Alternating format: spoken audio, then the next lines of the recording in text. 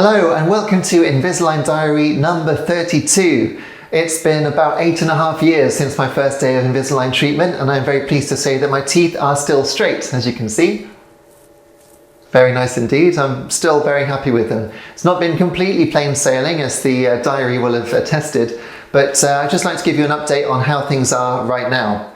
Firstly, before I start, just like to say that the big news in orthodontics, this kind of treatment, is that Smile Direct Club did go under, and that was Invisalign's sort of chief rival. It was an online version where you did get plastic trays to put in your mouth, but you never actually got to see an orthodontist in person. It was all done over mailing, so mail the things to you, you'd have to do it yourself. I'm sorry for all the people who did go with that, because I know a lot of people who watch my videos have told me they went with Smile Direct instead. I really hope that you haven't been left halfway through treatment. I hope you found an orthodontist who can help you finish your treatment, but I'm really sorry it happened.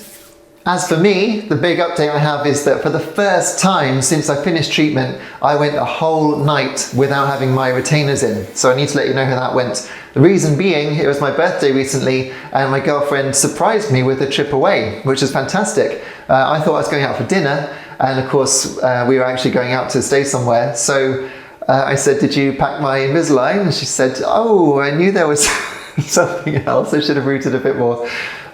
So I thought, well, I can't really go back home now because we've driven quite a way to get to this place.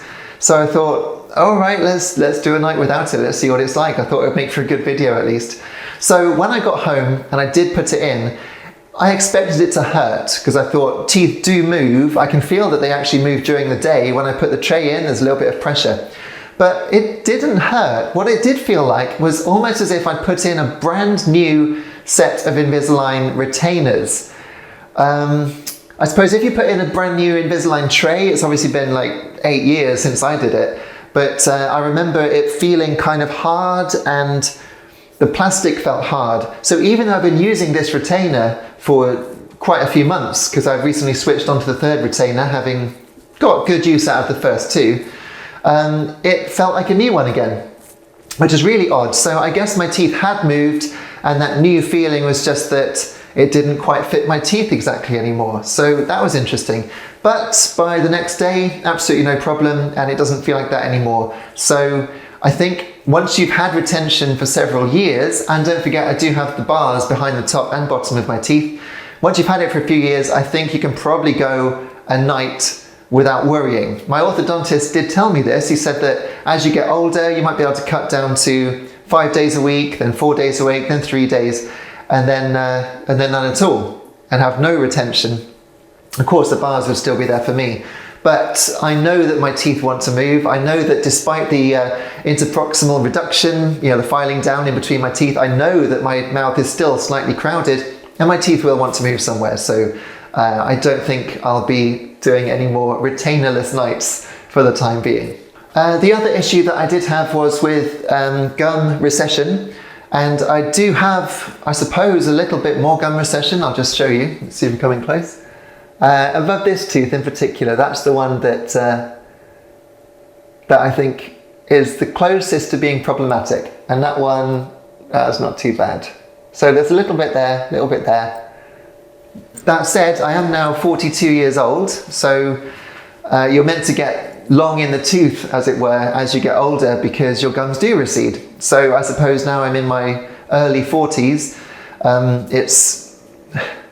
It's going to start looking like that anyway, so I don't know how much that is down to Invisalign. I do know that prior to having Invisalign, I didn't have any gum recession, and I do know that I did need to have a set of refinement, or a course of refinement trays, so that would ease the pressure on my gums. That's all covered in my diary, so you can check that out. But yeah, I don't know. I think it's stopping. I know that my orthodontist did say if it gets any worse, then come and see him and we'd look at doing some grafting of gum, which I'm not really keen to do. At the moment, there's no problem.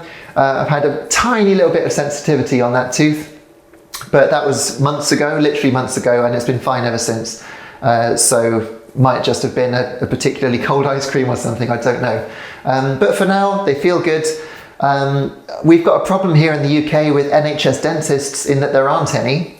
So I've not actually been to a normal dentist since prior to COVID. So we're talking 4 or 5 years now, which I accept is not good. That's not right. I'm not at all suggesting you should copy me in that way. Do go and get your teeth checked by a dentist. And I will do soon, but there just aren't any. There aren't any NHS dentists around. I'd have to go miles and miles and miles away. So I think next time I do want to see a dentist, I'm going to actually go back to my orthodontist, Dr. Graham Gardner, and go private with him.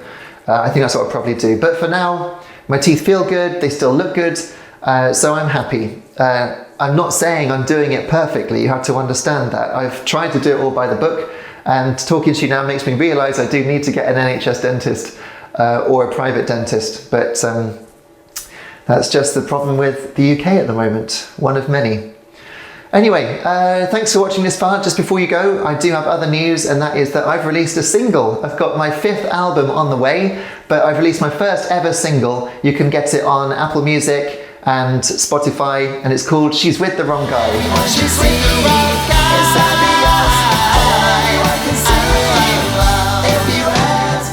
It's designed to sound as if it was written in the mid-1960s. It's a bit of 60s guitar pop, a bit like early Beatles stuff. A lot of people say it sounds like the Beach Boys, which is fine by me because I love the Beach Boys. So please do check it out, and look out for my album, which will be out in a couple of months. I don't know what it's going to be called yet, I was going to tell you, but I'm not sure. But look out for the album, and keep watching my Instagram, that's @CatGoneCrazy. You can just search for Justin Towell, and of course there'll be updates on YouTube as well. Anyway, thank you so much, lovely to see you. Do stick around on the channel. I'll see you soon. Take care. Cheers. Anyone can see, it's obvious. Anyone can see, it's obvious.